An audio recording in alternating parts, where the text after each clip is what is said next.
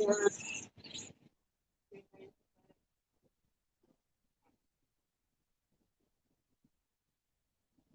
So wait a few minutes, see if somebody joins. I put a link out there, and please help it. That's another one. It's boring. She's the top stop. That's what keeps the fuel level low sensor thing. I'm full fuel, so that's not a problem. It's just a problem. Fuel gauge. It don't work. I don't know if it's fuel gauge. But here's the truck.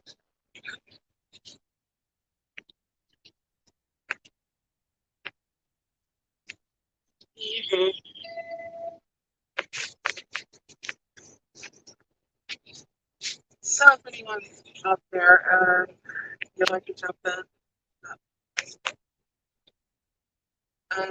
obviously, back over it. Gotta make money, gotta pay bills, just life in general. Time to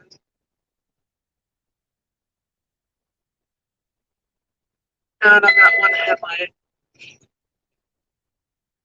which is just crazy because I can't get the headlight anywhere. It's this weird thing with it's kind of like this big block thing at the end of it, and none of the truck stops or anybody sells it. And they're like, you have to go to Kenworth. I think an AutoZone or a Napa might have it, but no one has it. So I just have one headlight. Well, I've got high beams on both sides. I don't have low beams on both sides. I don't feel like crossing on the scales like that. You can turn your lights off across the scale. Half of them have a sign that says to turn your lights off so that you don't blind them. But even then, they're watching the camera and they want to see if the lights are on as you're coming up on the scale. So I need headlights. And if you're out there, please leave a comment. Let me know you're out there. Say hi. There should be a link up there for anyone that wants to hop in the chat. Give me someone to talk to for a minute.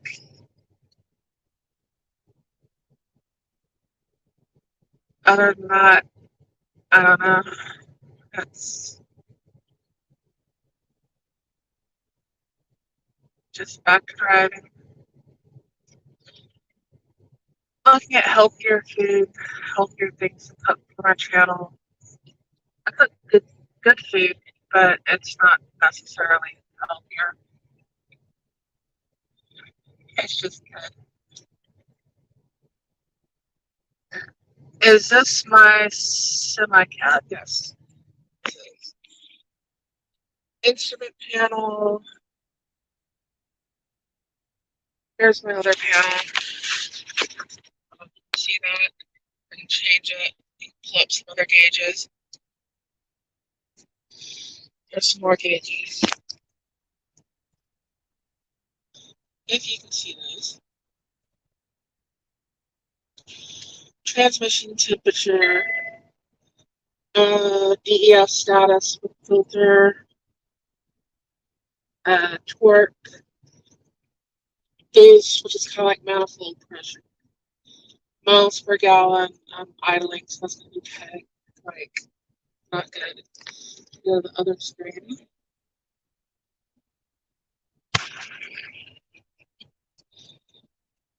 Drive axle temperature. I'm not really, so, and I'll mark the wall again. No temperature there. I use this gauge a lot. That's the suspension gauge. Well, suspension pressure gauge.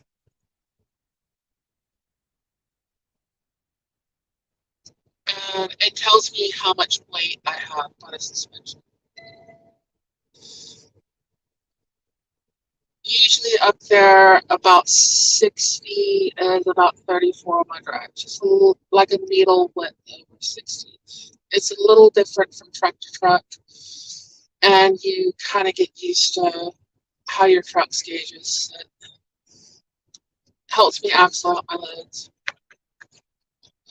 How long is your haul into what state? I went to Arkansas to Tennessee. I posted a video earlier grabbing fuel in Tennessee and the fuel prices and all that. That was at the Loves in Jasper, Tennessee, near Chattanooga. And right now I'm in Slidell, Louisiana. And tomorrow I will be home in the swamp in southeast Texas. And I will barely get 34 hours off of work for the week and then go right back to work.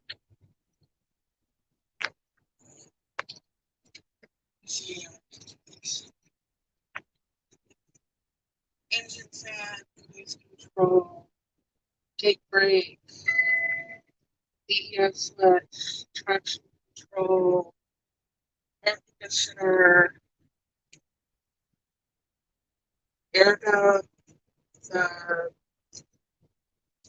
axle lock, and the fifth wheel slide. Spare fuses,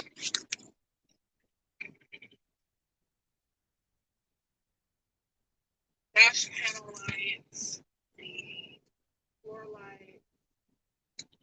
That thing's supposed to check all your lights. Goes off and check them all. And my work lights.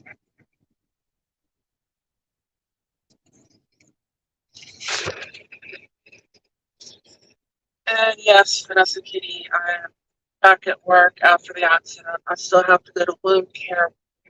Well, it's not once a week now. It's every other week now because once they got the infection cleared up, it started doing better. Hopefully, I don't have to do that too many more times. It's annoying. I need to make money. And eventually, they're supposed to clear me to drive. And yes, I'm driving. It's kind of how it is. I got too many bills. I gotta pay my bills. So, do you cook when you're on the road or just at home? I used to cook on the road when I had my own truck, but when you cook in the truck, the whole truck starts to smell like food. And I've usually got like a cooler fridge with me. I left in my pickup. I'll fix things at home and I will meal prep for the road. Fuel warning keeps coming on. Stuff that I can put in the microwave and heat it up. And I've got to start doing some healthier stuff. So there's probably going to be more salads. I don't know, maybe grilled chicken or fish or something. But fish isn't going to last very long on the road, especially in a cooler. So I don't know. The only diet that I've done that seemed to work really well was pescatarian, and it's kind of hard to do on the road since most of the restaurants are getting replaced with fast food. It just kind of is. So whatever day I'm home on the weekend, usually whatever I'm cooking for my channel, I'm also meal prepping it for the week and putting it in little, what do they call it, plastic containers, the Tupperware. And I'll bring that on the road with me. And when I grab fuel, I'll go into Fuel Island, pay for my fuel, and stick that in the microwave heat it up, and take it out to my truck. Some things seem to work better than others, like a really brothy soup seems to do real good, like when I do garlic soup, or actually even the leek soup did really well. And things with like rice, I've got to figure out a way to do that better. It just doesn't seem to store well. It wants to dry out too easily. And no one likes crunchy rice. So, although that would be nice, have like, some chicken thighs or something like that cooked up over rice, and then ruin the whole healthy factor with some cream of chicken or something with it. Maybe I'll use some broth or some bouillon, whatever. I gotta figure out a way. Salads do this. I fixed a salad that did pretty good. I don't know how healthy it was. It was tomato, cucumber, and avocado. And it was like 6 Roma tomatoes that were chopped up. And then I took like 2 large cucumbers and sliced them up. And I think it was 3 avocados. I chopped those up, and I think it was like 2 tablespoons maybe of olive oil. And then I squeezed like 2 lemons in it, which helps keep the avocado from um, browning. And it's kind of like a salad dressing sort of thing. Gives a little flavor to it with the tomatoes. I put salt and pepper on it, and that was pretty good.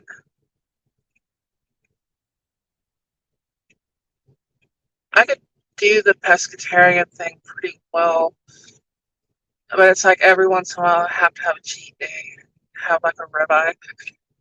I like steak. I could do vegetarian. Sometimes when I'm at restaurants, I will order vegetarian meals. I like vegetables, that sort of stuff. But I still like meat too. So that's it. I don't have any ethical objection to eating animals other than treat them humanely, you know, no undue suffering, that sort of thing. I'm not a vegetarian, but I do like vegetarian meals. So what's everyone else doing? Friday night, I should have been home by now. The load that I was supposed to deliver in St. Louis, which if I delivered it in St. Louis, I'd already be home. Delivered, they changed it en route when I got up to Little Rock. So then it's like the long way over to Chattanooga. I had to go to Nashville, down 24, down Mount Eagle to Jasper and unload, then go further towards Chattanooga, catch 59, run that all the way down to I-10, which is where I'm at right now. And if anyone's ever been to the TA, that is where I'm at.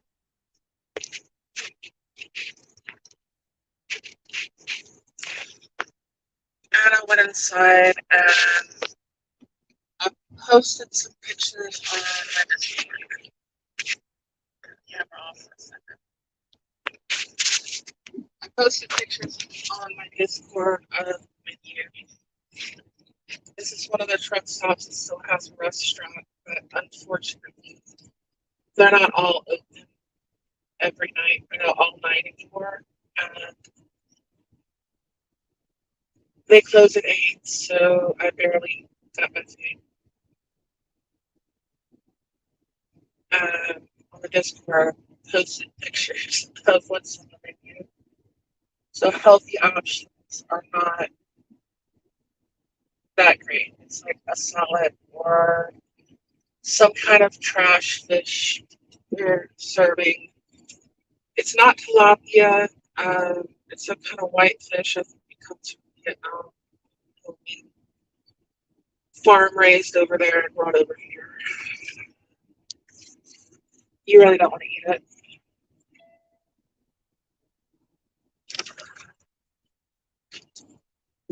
Having fun trying to find your dad's keys.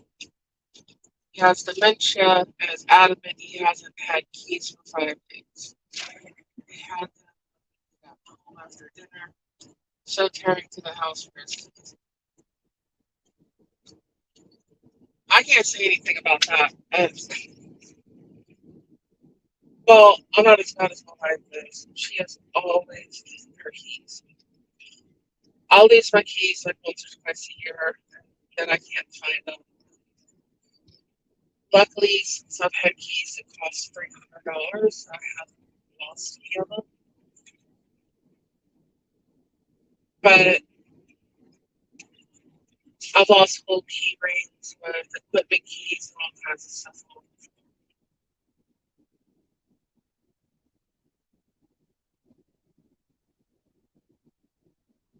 And an NEA chat he started going on. Was there an NEA chat? When was that one?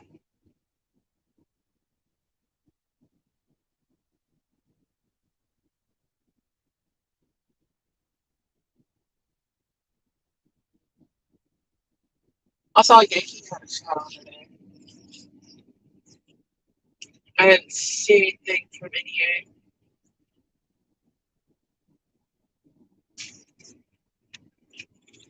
My jaw's hurting too. Like it needs to pop. Pop. I think it's from the dental work that I had done a few weeks ago. And like the teeth not lining up quite exactly the same as it did before. It's messing with the jaw.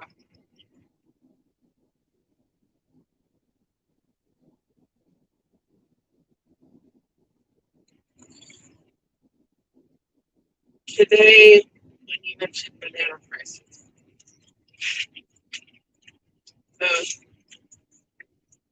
I used to haul bananas out of Galveston, like Dole. It's a specific banana company right about the way, Oklahoma City, all kinds of places.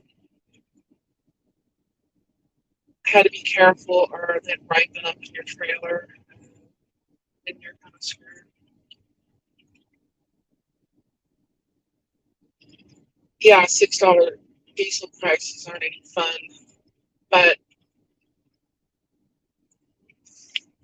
you hear people talking about how that's going to hurt truck drivers, and that's either company drivers who don't understand the industry, or lease drivers, or somebody that's not getting their fuel surcharge, or people not even involved in the industry. What that hurts is the consumer of all the products. And we get fuel surcharges, and they're usually based off of something like 5.8 miles per gallon. It covers the increased cost of fuel. And sometimes the fuel goes up, it's reset weekly, usually. You're booking loads. And sometimes you might, you know, fuel goes up and you might get caught a little bit, but we're talking about a weekly increase. It's not like you're eating $1. hopefully.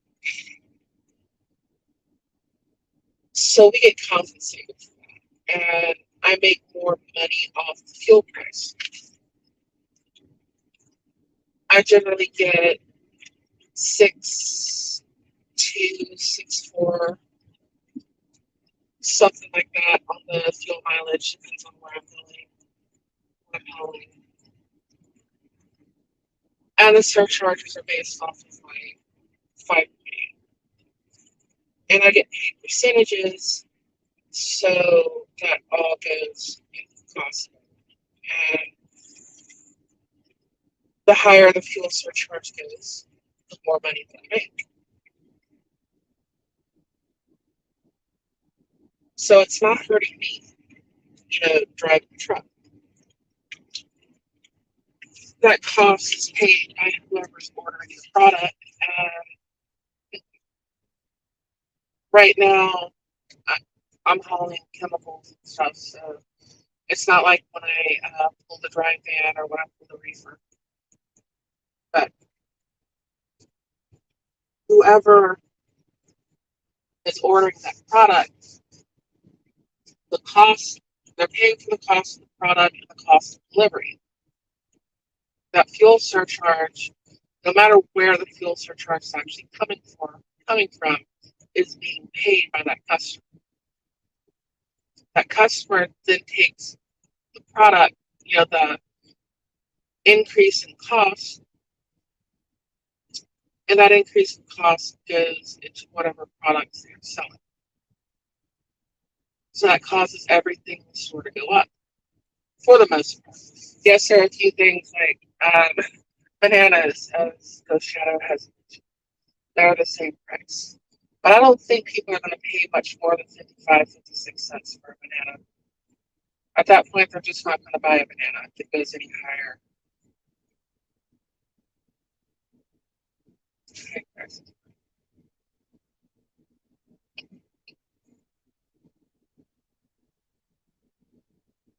Oh, I remember Ghost Shadow mentioned the pump shutting off.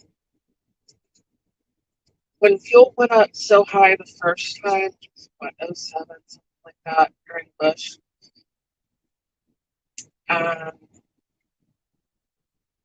nobody's fuel cards or anything was set up like that. And everybody got used to using fuel cards. Before that, you got your comp check, your cash, you got your fuel, and now they got the comp data cards or TCH or whatever. But people's fuel cards would not let you buy X amount of fuel so that people would not steal fuel.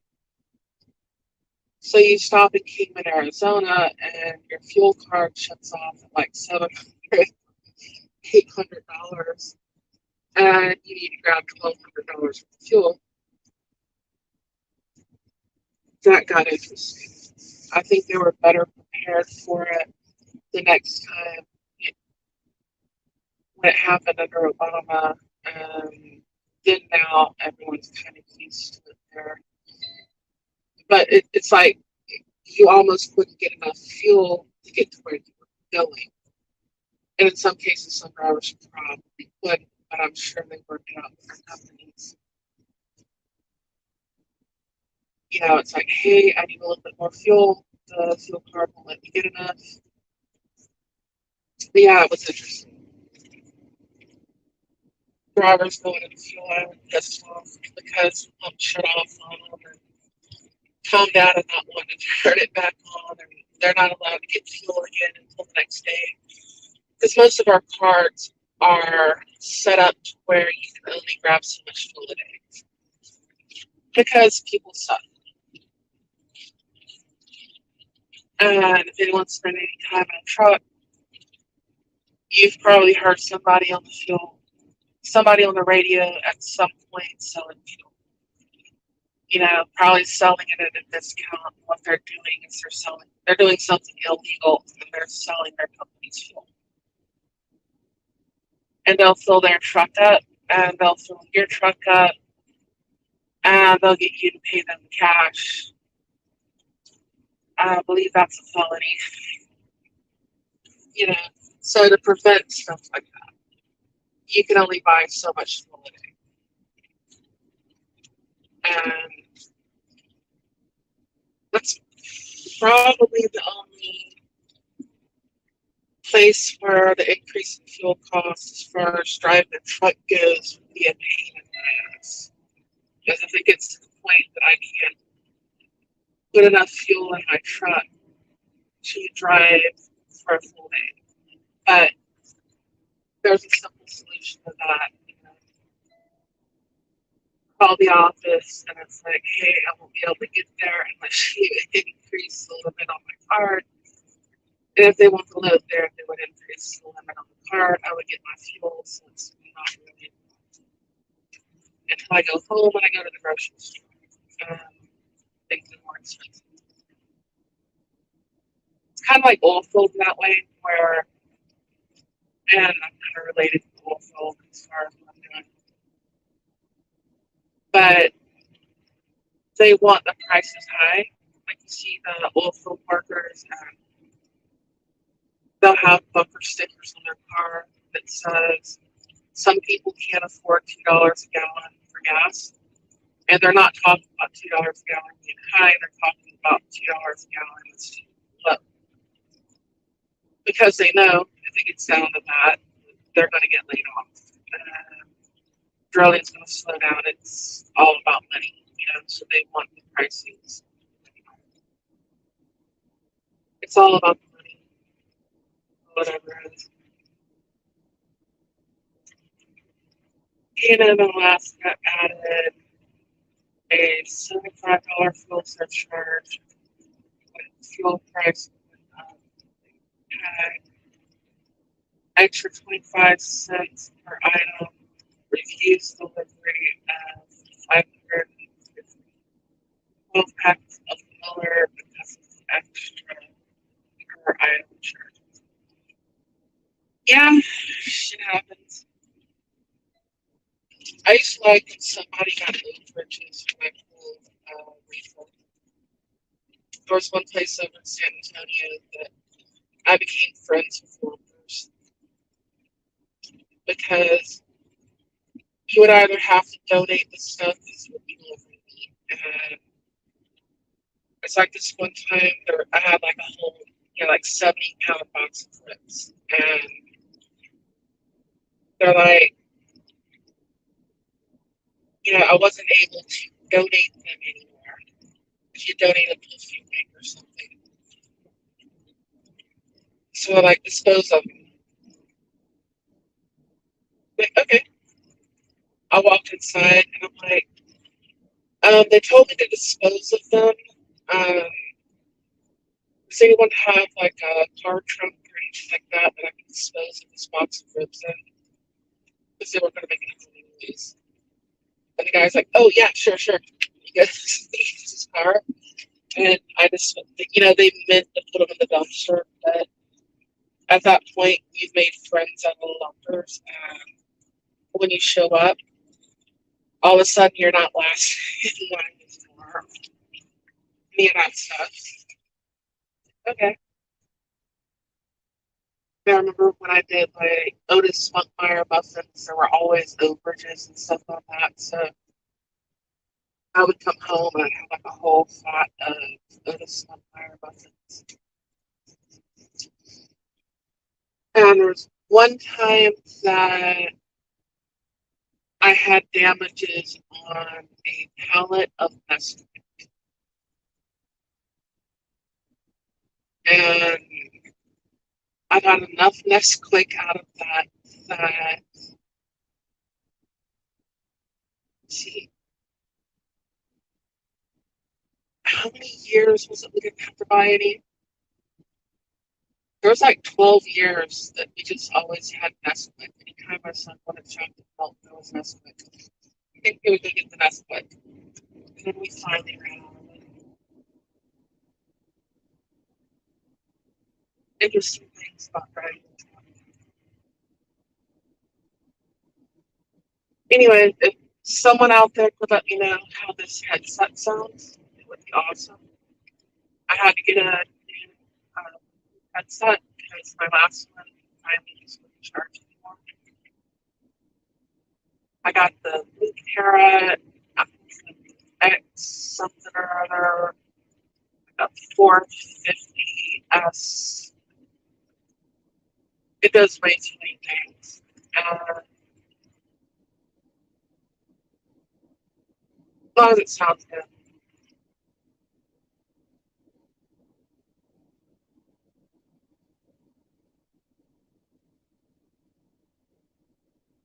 Destroyed the motor died. Oh yeah, you go up north, like you're delivering, like you got a D6 or a D8 or something. Sometimes in the winter, you would start the motor, and you didn't shut it off. I mean, they got holes up there where they just buried equipment. It wasn't. It was cheaper to buy a new piece of equipment than it was to fix it. Um,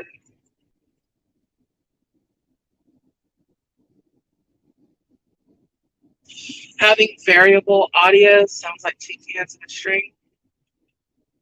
Oh, well, I don't know how to fix that. Is it better than it normally is?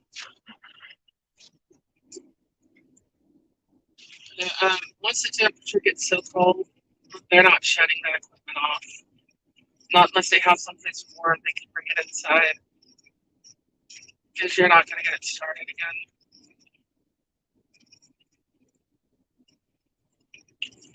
So they used to have those, I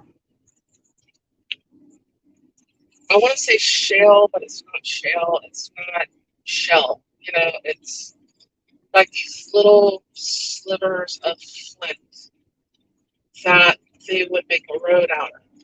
And I don't think it's actually flint rod, but it looks kind of similar.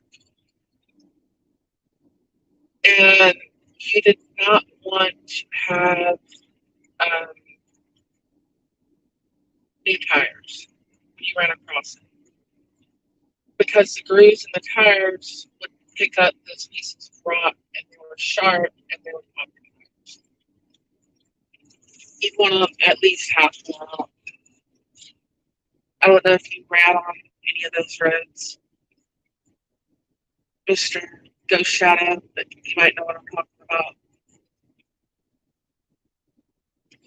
Not much equipment has a pony motor on it anymore either.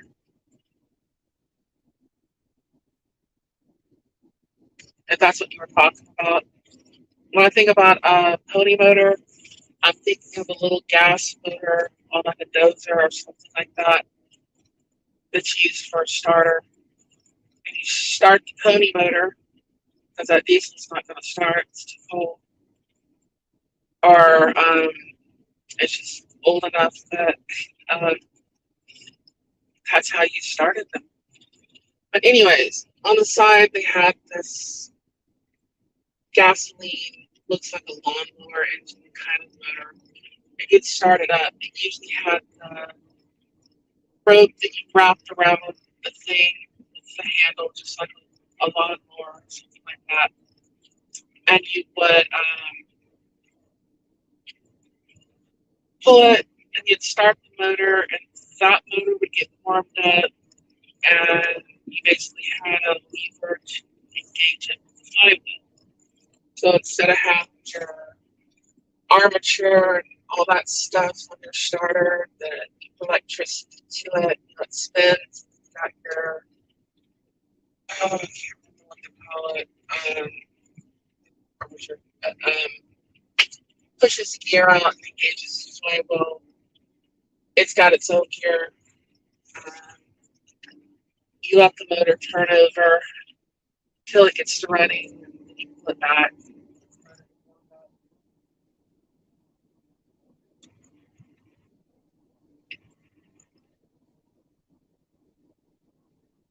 Pony motor quit because fuel filter to it was plugged. Then the trailer freezes. See rigs with no alternator on the engine. The motor was only thing to charge the batteries.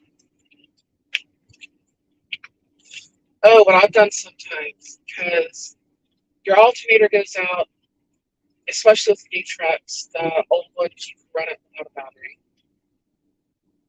Um, they were also easier to steal because of that. But if the power's shut off, it shuts the fuel off. So you've got to have that, you've got to have lights and sort of thing. And if you're pulling a reefer unit, you're already grounded through the fifth wheel. So most of us would carry one cable, and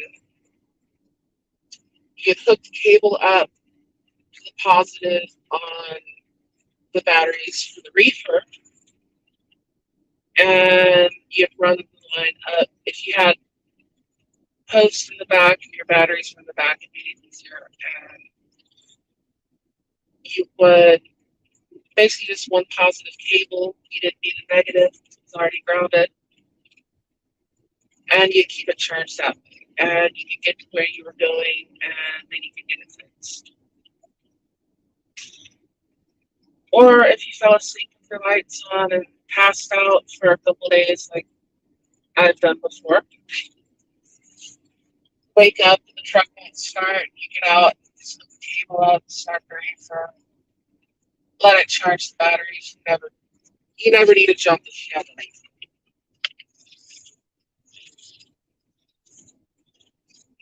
Seen trucks with a single cylinder, small diesel on driver's side behind the cab supplies all the power for the truck. Cool. Like the APUs and stuff they have now. I think most of those are little tiny 3-cylinder diesel engines on them now. Reminds me of like the old 3-cylinder or the old Duets engines. That's another story. That the way they're built, but they're little 3-cylinders. Actually, closer to like the old forklift motors. But if you got to get one, you might as well get one that'll keep your batteries charged and everything else. It's a lot of money, a lot of headache, and most companies have gone to taking them off the trucks because it was too much of an issue with service and keeping them.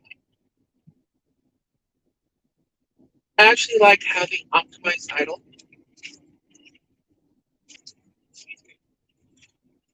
Um, 2 of the trucks that I've had optimized idle, and you wouldn't set it for as cold as it would go when it's 100 degrees or as warm as it would when it's freezing.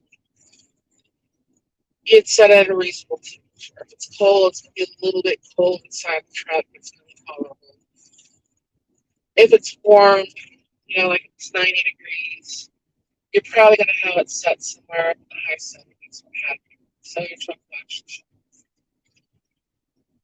And you'd have it set to where your batteries would be then. Start up, charge your batteries, shut off. And they work pretty good.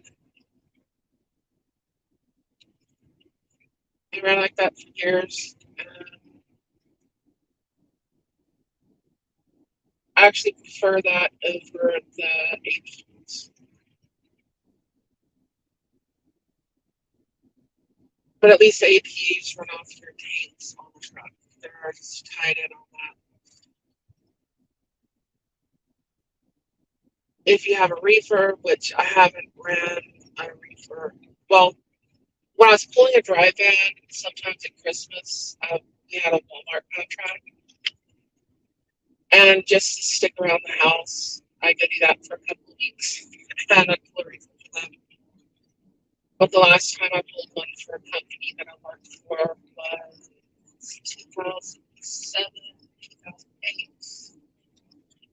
something like that. And so it's been a while. I'm pretty sure all the controls and everything on them have changed where the operators don't control them, and there's probably somebody sitting behind a computer, all internet hooked up that can control everything. But you always fill the reefer. Anytime you put fuel in the tractor, you always fill the reefer. You never want to be low on reefer.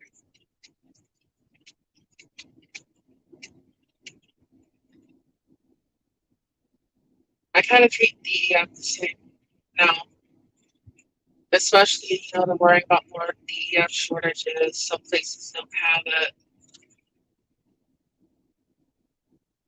So anytime I put fuel in the truck, even if I'm not filling all the way up, because half the time I'm cutting fuel for weight, I still fill the DEF. I can find diesel anywhere. Can't always find DEF.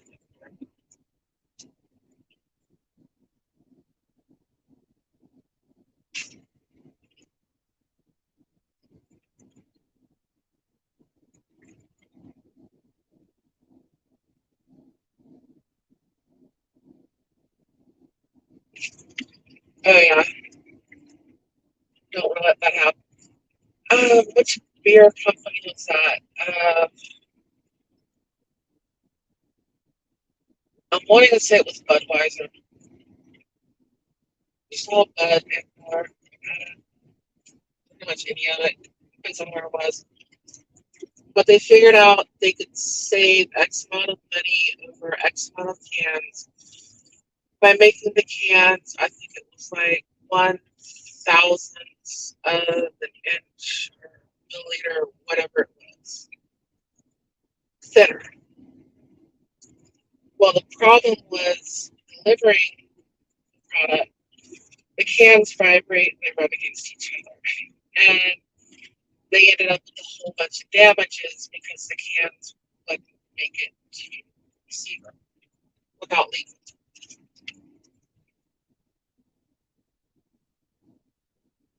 And then here's one: cheap ice cream you can take from mountains. Expensive ice cream you cannot take from the mountains. The reason being is it has so much air in it and it will pop all the tops of ice cream containers. So then you have the super soft routes and stuff like that.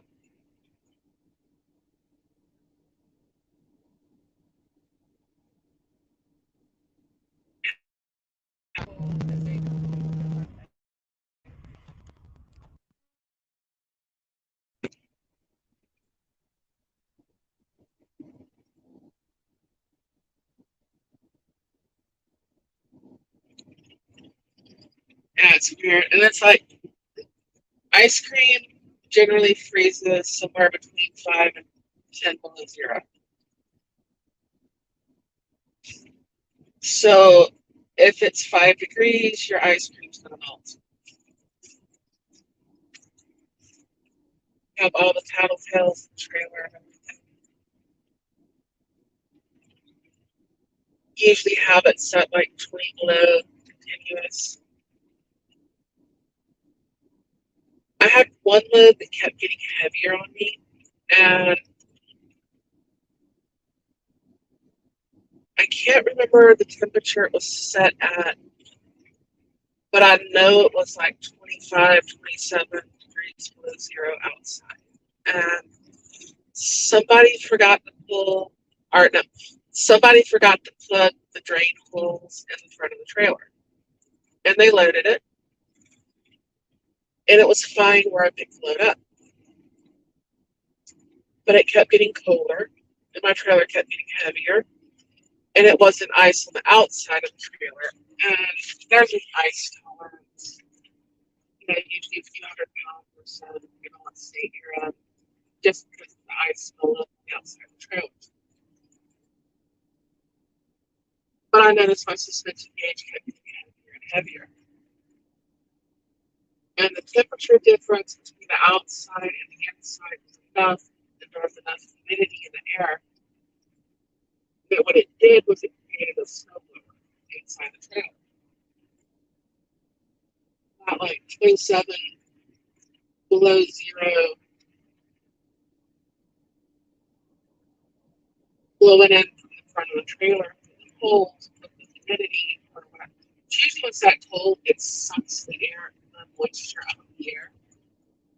So I don't know if it's like, humidity product in the trailer or what it was. But anyways, I just know the cold temperature of the outside plus the temperature inside the trailer When I opened the doors, it looked like a deep freeze that somebody hadn't cleaned out in a long time. All the ice filled up between the pallets, on top of the pallets. It looked like a snowblower had been blown from the front of the trailer all the way to the back.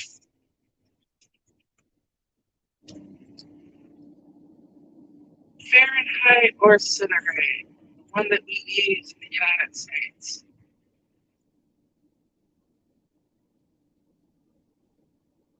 Maybe that would be Fahrenheit.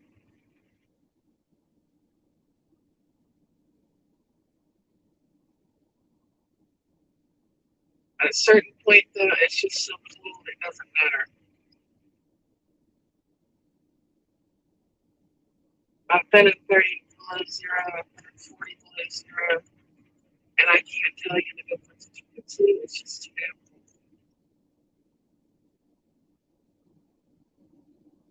Trying to put cardboard boxes, plastic bags, anything you can in front of the radiator. Trying to park your truck in a position where the wind doesn't blow through the radiator. Idling the engine up, doing everything you can to see if any kind of heat out of the vents.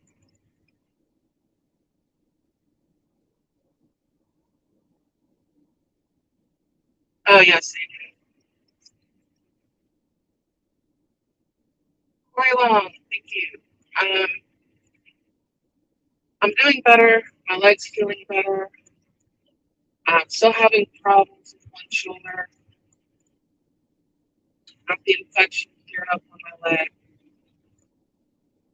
So it's starting to fill in and starting to lose up. My wound care appointments gone from every week to every other week. And I gotta catch up on bills and everything else.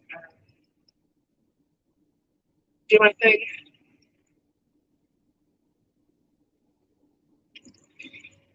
Yeah, number two diesel gels at 5.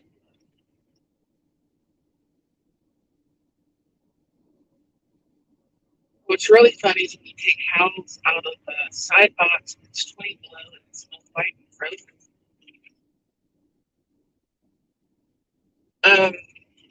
It's finding a good shadow there. When it got that cold, I always ran blended fuel or I would blend it. I think the old timers had that worked out. There's just some things that the old timers were better at. They knew what they were doing, and your truck just runs better. I'm not saying don't run fuel out of it if you need to keep water out of your fuel.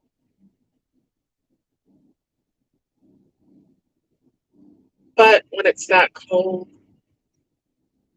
how's none of that stuff's going to save you? You need kerosene and diesel. What's diesel is number two fuel oil mixed with kerosene. And all you're doing is up the kerosene content. And your truck will run much, much better. And I've never had a problem with it.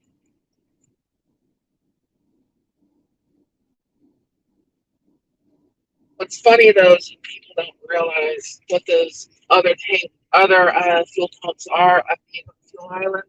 And they pull out and they grab fuel and they can't figure out why the fuel price is so high. Yeah, that's a different kind of fuel.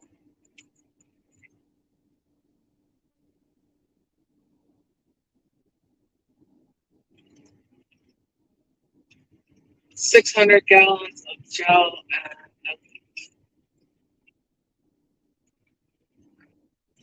I do carry heat with me. And that's always fun the first time you have to do that. Like I was filling up in North Dakota one time and we kept having to pour heat down the fuel nozzle to thaw the fuel so that you could put the fuel, the thaw on the hose and the handle so that you could pump the fuel into the tanks because the line at the fuel pump was freezing. Then we also have tank heaters, all kinds of other stuff too. If you run up north, it's a must. what got me was these companies like Swift and all that were telling their drivers that they could not idle their trucks, and it's like 20 below zero, and you can't idle your truck. They made them shut them off for a 10-hour break, and they only did that for one winter, and I think it cost them so much money and um, repair bills that they're never going to do that again. This one guy was working to help him jump his truck off. Wasn't quite that cold. It was cold enough that he could figure out what happened, and I could hear it when he turning over his truck. He wore the battery down. I'm like, how long have you been sitting there with your truck turned off? And there's nothing I can do to help you. You're gonna have to get a mechanic out here. That's when your fuel's really gonna gel on you. No tank here, no nothing, just sitting there with the fuel still. Usually when someone says their fuel gelled up on them, their fuel didn't actually gel up on them. They had water in their fuel, and the water froze. It's two separate things. And if you're going north, like say if I'm heading up to Sweetgrass or I'm going up to Williston or something like that, I'll put in enough fuel to get me up to 70. And then I'm filling my tanks up, well, actually to 80. And I won't fill my tanks up until I get up to 80 because the fuel's not set up for that down here. And that'll just give me too many problems.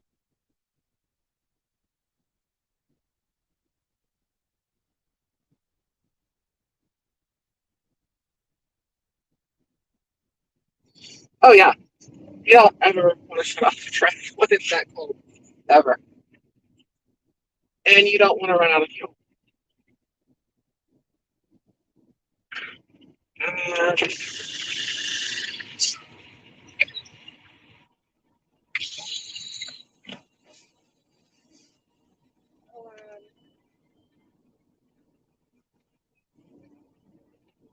this guy doesn't hit my truck. I'm going to try to do that. Please do not hit my truck. Please do not.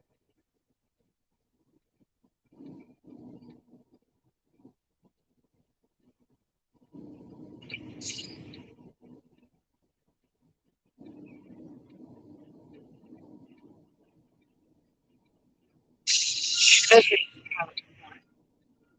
This guy comes to Riverside, and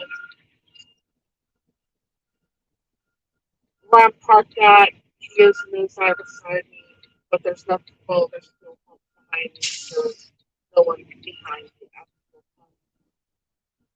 So I could back up out of his way. But he was not set up to make it. And due to park where we're not supposed to, there's no way.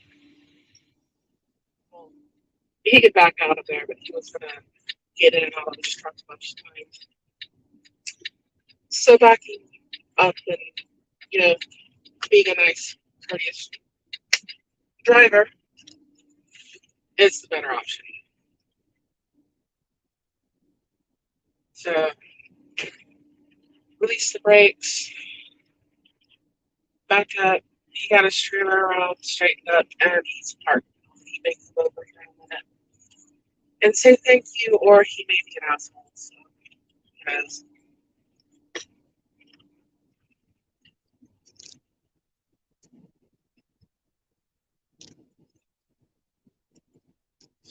oh yeah, definitely. When you buy a vehicle, you gotta know where it comes from. And if it's like close to the ocean, where I live, the salt in the soil will rust it out. If it comes from like Michigan or New York, the salt from the Um, the treatment they put on the roads will rust them out. It's Louisiana where I'm at. It's probably flood damage. So, yeah,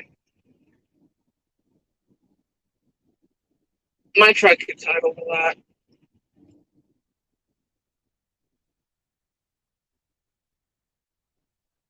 I shut it off when I can, though.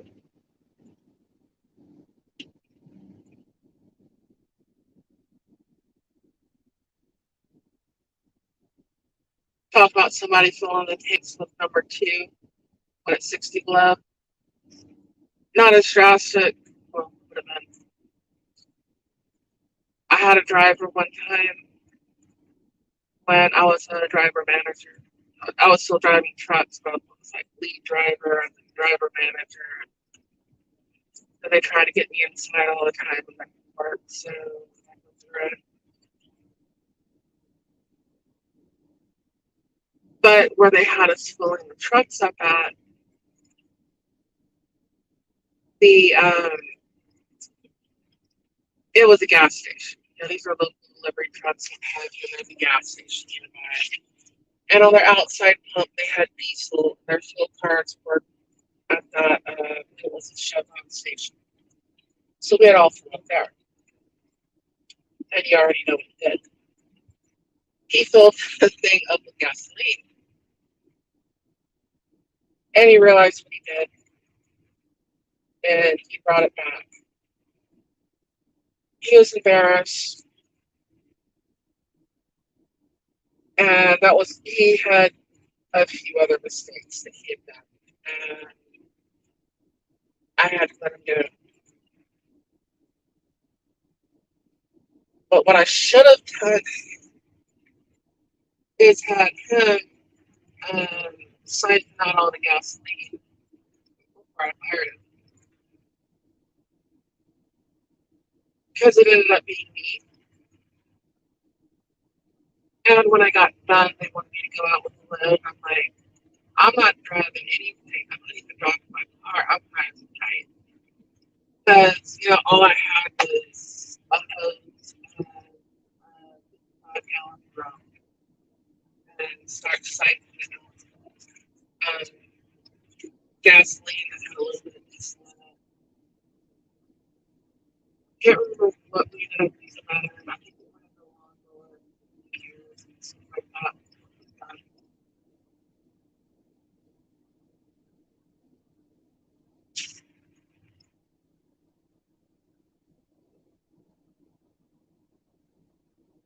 Yeah, when that calcium chloride is really bad, it's not when it's wet. It'll make your truck look bad, but that's not when it's the worst. And of course, you know how it works when it gets wet, it heats up, that sort of thing. And I believe the state of Michigan, the state patrol had a lawsuit over it because it was messing up computers in the cop cars. This was years ago. The problem is when it's dry. When it's dry, uh, it's basically dust. Now, when you're driving through there, that dust gets all the nooks and crannies and everything, and up in little holes in the bottom of where your computer is, to let water drain out, you know, on the side of the motor.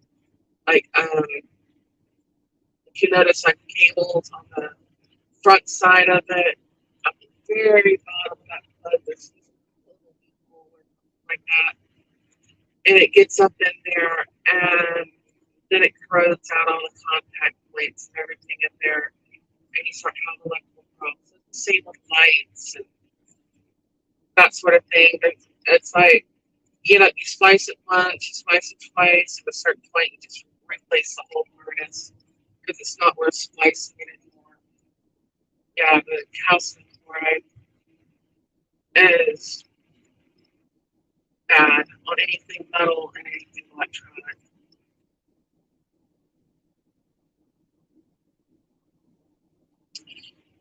Yeah, sometimes they come from that happens. And gotta worry about the vehicles that went into, and hopefully they caught it before then. And that's expensive to clean up. Or I've seen tankers that I honestly don't understand this. There's so many places that should be taught. It's like you go pick up a trailer. Usually this would happen on like a loaded trailer. They pick it up, it's got the wrong product on it,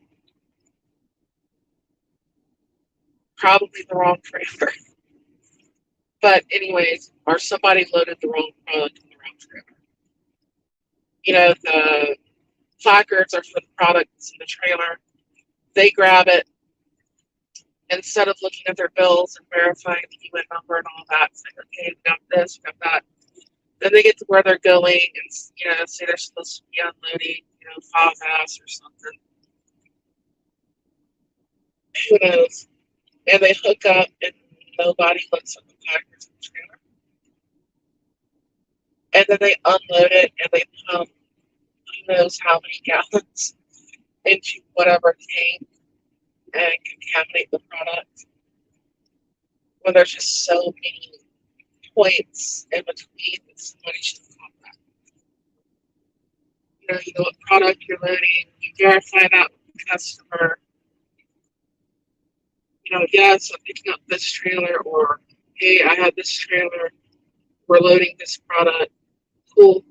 That's what goes on there. There should be looking at washout receipts, last green, that sort of thing. You got correct placard numbers, UN numbers on your placards, everything's good. You get where you're going, and it's like, hey, I'm delivering MEA, or,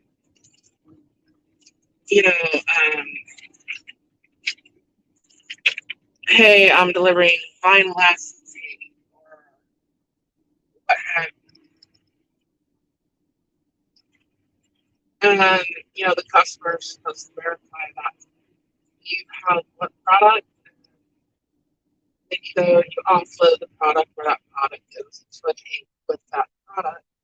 So somewhere in there, I mean, even whoever's unloading it, or if you're unloading out of one cabinet, sometimes it's the driver, sometimes it's the people at the facility.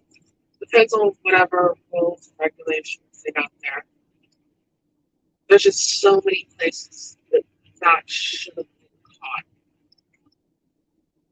And the fact that happens just baffles me. I can understand how it happened. I get it, but just how many points in between that should have been caught. That's so many people that did not do their job. The shipper didn't do their job. The driver didn't do their job. The receiver didn't do their job. It's like everyone's fault. Yeah, I would think it would be easier to accidentally, dump the wrong fuel at a gas station. Just, it would, especially if you're pulling out of different compartments or something. Like you got so many gallons up in the first compartment going here, so many gallons going there, or what you're unloading into is close to each other and just hook up the wrong one. I could see that happening, but you still, there should be some way of verifying it. I've noticed that happening a few times.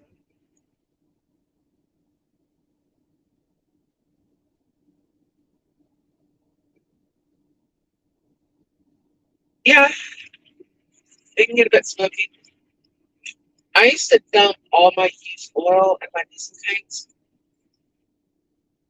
Like when I would change the oil on my truck at home, I would save it. And what I usually do when I fill that is I put a quart of oil in each tank.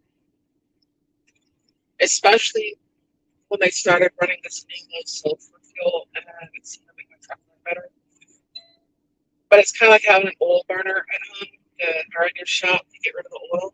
And a lot of companies do this. and they'll run like their waste oil and stuff like that, X amount of gallons into the diesel tanks. And that was just how I got rid of my oil for years and years. Like pour a little bit into the diesel tanks.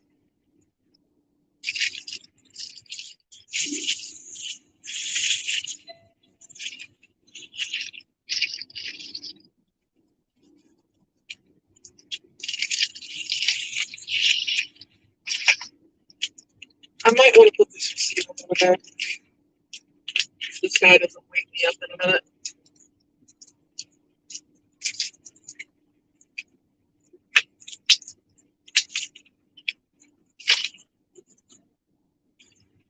They're checking numbers. A lot of these truck stops have gone to, if they're going to have paid parking, I think it should be like the old days where you got a ticket when you came in. If you didn't buy like 100 gallons of diesel fuel or like $20 worth of food products, you had to pay for parking. Because they are a business and they're not here to provide you a place to park. They're here to make money. I get it. But now they're making like over half the parking lot reserved for parking. And it's just too much. I can understand a few reserved parking spaces. I do use the service at times, but I mean, you're looking for a parking spot, you know you're going to be empty someplace like Denver at 2 o'clock in the morning, or really any major city at 2 o'clock in the morning. Go ahead and reserve a parking spot that day. But at the point where over half the parking lot is reserved parking, just put a booth up and charge everyone.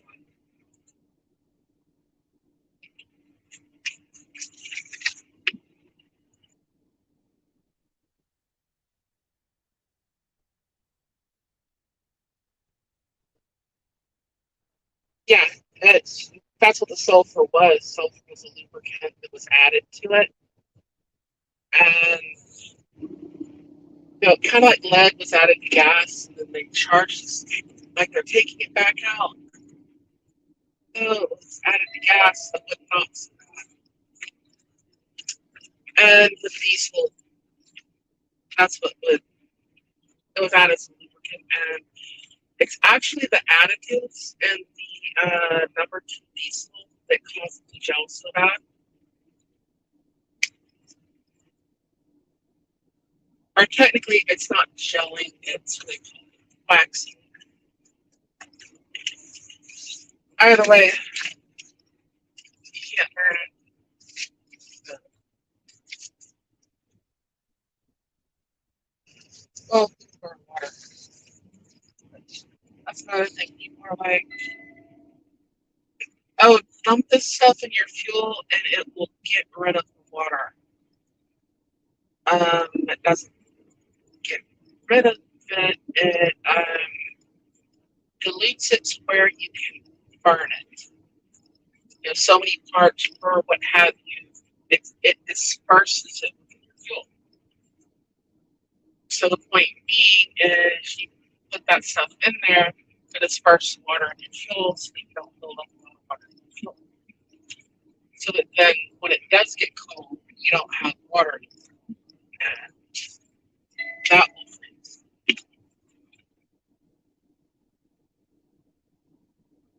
And a lot of times, the way the fuel filters are designed, when the fuel filters freeze up, it's not the fuel gelling, it's water in the fuel in the bottom of the filters. And that's usually where it will freeze up on them. And you change the fuel filters real quick. There's things you have to have if you're going to run in that kind of weather, which I'm pretty sure Ghost Shadow understands what I'm talking about.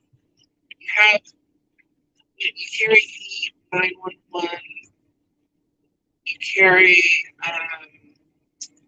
fuel filters, carry extra clothes, gloves, preferably a sleeping blanket that's rated for that temperature, which I have one in the backpack there. Stays with me. Because breaking down on the side of the road is real, and so is freezing to death.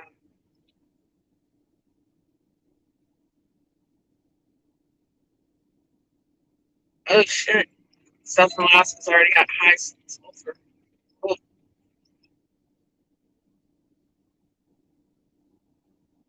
yeah, but it's, and the one thing, no matter if you're in Tonopah, Arizona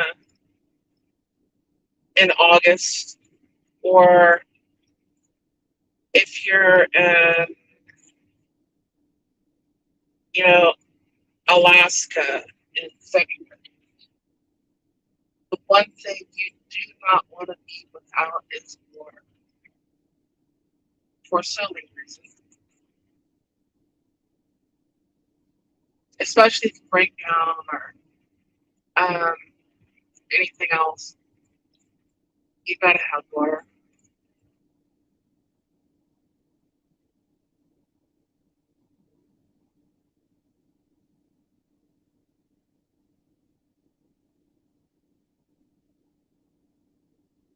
Yeah, there's all kinds of tricks, water separators. There's all kinds of things you can do. I had mine um, up with my. You had your fuel filter, and then you had the water separator, and then I had heated fuel lines. So yeah, everything you can do to keep that fuel warm, and then cool it back down again right before it's freezing. So, um, you want fuel, you want that in the same way. So I got frostbite in my hands and learned a very valuable lesson. The broker was like, "You'll have your advance by the time you get to stop the truck stop. I just need you to be there, in position to load it in the morning with fresh hours. Fuel up when you get there." Okay. So I ran my fuel up, which is something I don't do, and especially in the winter time. Do not run your fuel up. Um, my air governor froze up. The reason my air governor froze up was because my compressor had a leak inside it, so it was putting a little bit of oil into my air lines.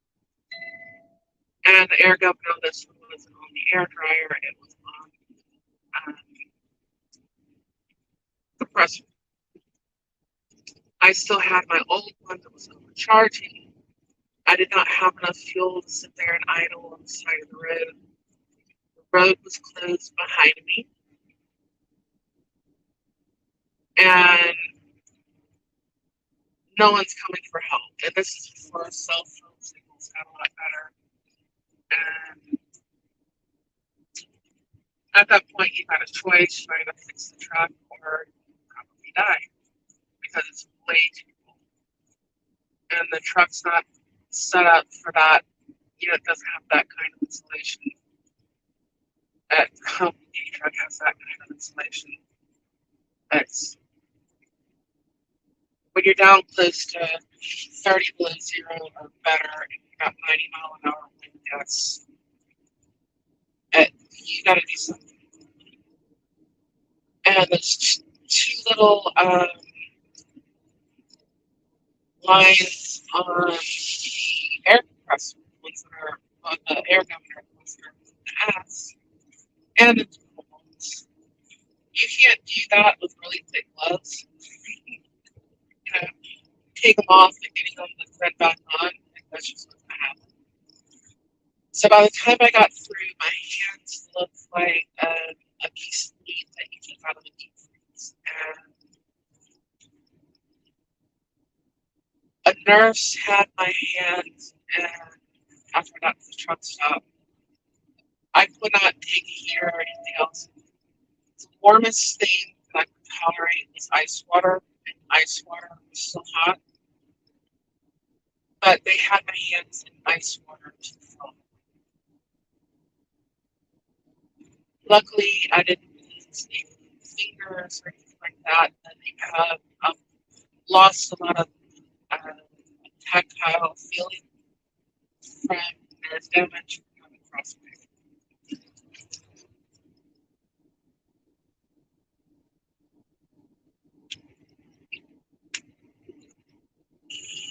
Oh, alcohol evaporators, ghost shadows, wondering what I had to keep water out of the airlines, which especially running how I ran, it's probably a little bit different because I believe you were up in the cold and you just stayed.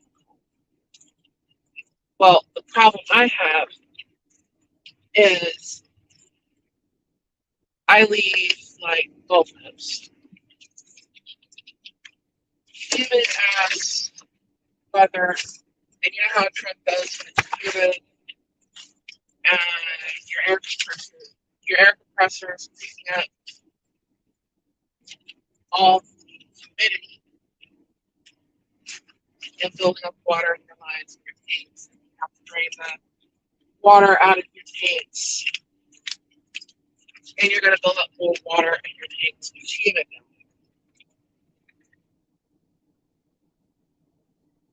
And then head north. If you weren't, um, if you didn't stay on it, you would end up with your airlines. Most of the time, I just had an air dryer. Sometimes I'd pour some alcohol in the lines, what have you. If I hooked up to a new trailer, I'd make sure I drained it good. But I actually prefer an alcohol evaporator. Just make sure you keep that thing full. That seems to work best for keeping the airlines from freezing up.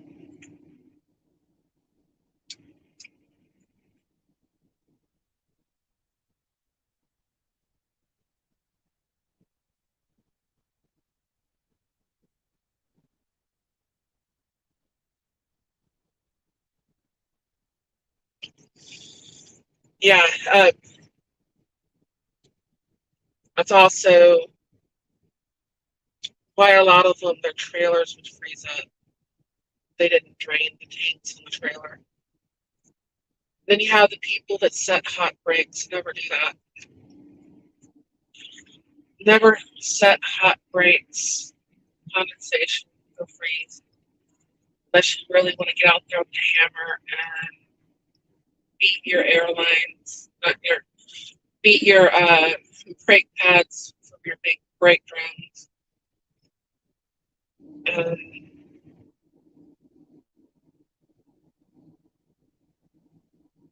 you just gotta be prepared for it. And that's the right way to put it. Separates the wheat from the chaff, or what have you. It'll make a driver out of you. You find out who is really a driver or not in the winter. Anybody can drive in the summer.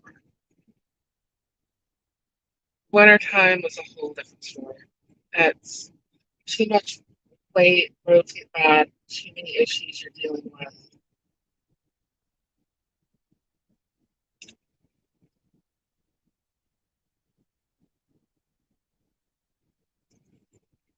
What is the word T-Rex?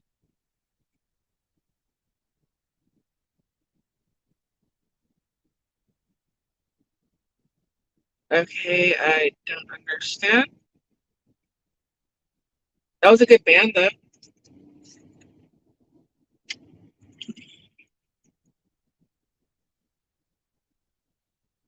I'm about to go to bed. I've been talking for an hour and 20 minutes at this point. up probably about 3 a.m.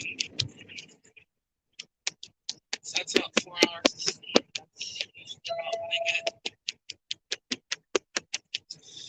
But old Humboldt Distilling Company, thank you for stopping by and saying hi.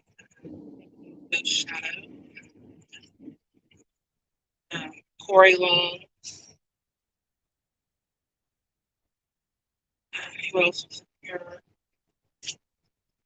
TTL, Seattle, Vanessa Kitty, and anyone else that happened to hop in or leave a comment or just listen for a little bit.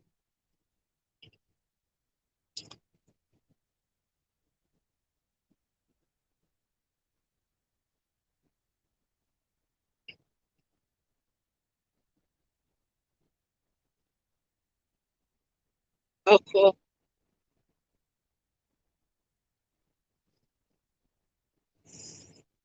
Yeah, go shout out. Have you ever seen people try to figure out how to start a truck with an air starter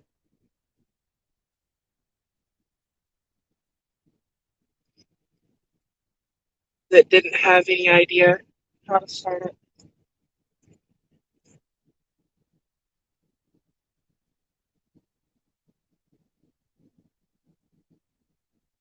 But anyways, I'm gonna have to call it a night and get some sleep. Get home, get everything taken care of. I'm gonna have exactly 34 hours to spend at home. And actually, less than that. I'm gonna have 31 hours maybe. So when I get to the yard, it'll take me an hour to get all my paperwork done and get my truck cleaned out, and then an hour to drive home. So then I'll be 31 hours at home, and then an hour to drive back to work. Throw my stuff in the truck and pause.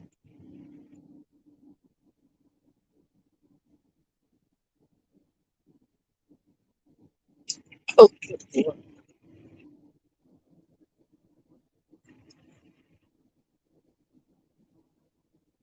It's amazing the things you see done out here. It's some of the things are absolutely genius, and some of the things are the exact opposite. So, but anyways, I'm gonna get on off of here, and I'm gonna go to sleep for a bit. Hopefully, I can get up about 3 o'clock. I should. Unless I'm sick or something, I usually can't sleep past about 5 hours. I'll wake up in 4 hours and I'm laying there trying to go back to bed. By the time 5 hours comes around, I just go ahead and get up, get coffee, and